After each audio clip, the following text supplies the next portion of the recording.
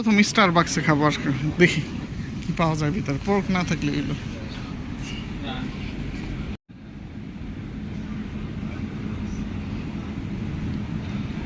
120 টাকার কেক খাইতে চাই নাই, মানে 85,000 টাকার কেক খাওয়া লাগতেছে। আমাকে কত সুন্দর সুন্দর মগ আছে, তাদের লোগো করা আর কি।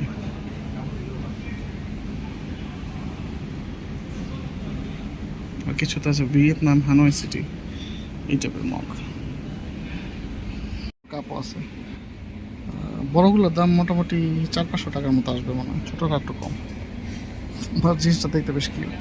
প্রথমবার স্টার বাক্স থেকে অর্ডার দিলাম, তাও আবার আরিফ ভাই ট্রিট দিতেছে। সে ট্রিট দিতে চায় না, জোর করে নিচ্ছে। ভাইয়ের মন খারাপ, এত টাকা বিল হয়েছে কত? 1 লক্ষ কত জন, 1,54,000 টাকা দুইটা কেক।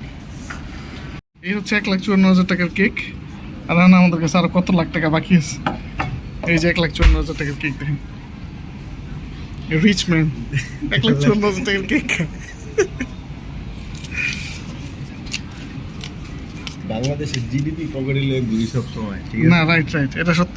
ঠিক আছে, লাস্ট কিছুদিন ধরে আমরা রিচ ফিলটা কমতেছে না, হ্যাঁ।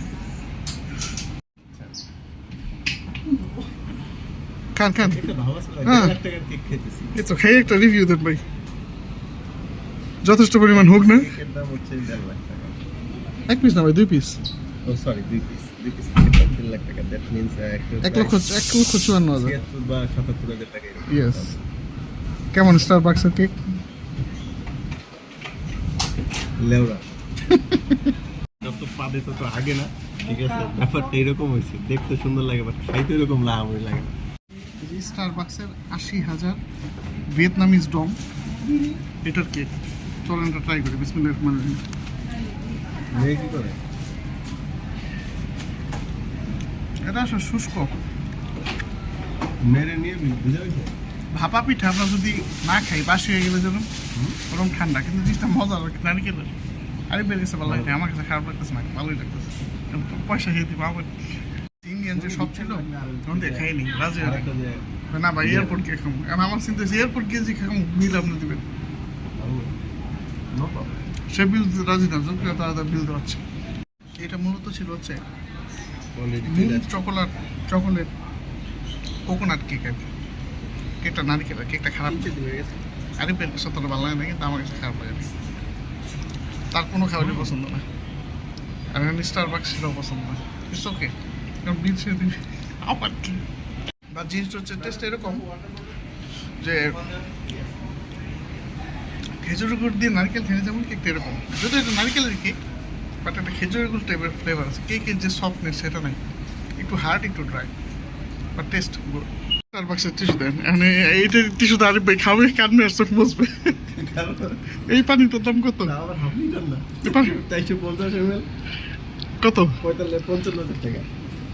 55,000 টাকা এটা পানির দাম, 450 ml, হাফ লিটারও না। ভাই পানিটা খান, তবে চোখটা মোছেন স্টার বাক্সের টিস্যু দিয়ে। আমার তো খেতে লাগবে চোখ মুছতে, টিস্যুতে কাম হইব না। 1.5-2 কোটি টাকা খরচ হয়ে গেছে। ভাই পানিটা খেয়ে বলেন টেস্টটা কেমন পানির? পানি তো পানি, এটা কি? তারপর যেহেতু 55-60,000 টাকার পানি, টেস্টটা একটু ডিফারেন্ট হইতে হয় না? ভালো। এই কাছের, এটা তো কাছের বোতল ভাই, ডিফারেন্স একটু। তারপরে খান, স্টার বাক্সের পানি খাচ্ছেন, একটা ব্যাপার স্যাপার আছে না। পানি দেখি নারিকেলের পানি সাদা সে। পানিটা পুরো ক্রিস্টাল ক্লিয়ার ভাই। পানি খাইতেছি না, মনে হচ্ছে অমৃত খাইতেছি। 55,000 টাকার পানি একটু হালাল যাবে না কিন্তু ভাই। লাগলে বোতল দিয়ে পানি খাবেন। এই বোতলটা আমরা দেশে আনার চিন্তা ভাবনা করতেছি। এটা আমাদের দেশে কোনো একটা জাদুঘরে দিয়ে দিব। কারণ স্টার বাক্সের একটা পানির বোতল। পানিটা সো ডিফারেন্ট, হ্যাঁ, অন্যান্য পানির মতো না। আচ্ছা যাই করি, মজা করি আর যাই করি, 55,000 টাকা একটা পানির দাম অনেক অনেক অনেক বেশি।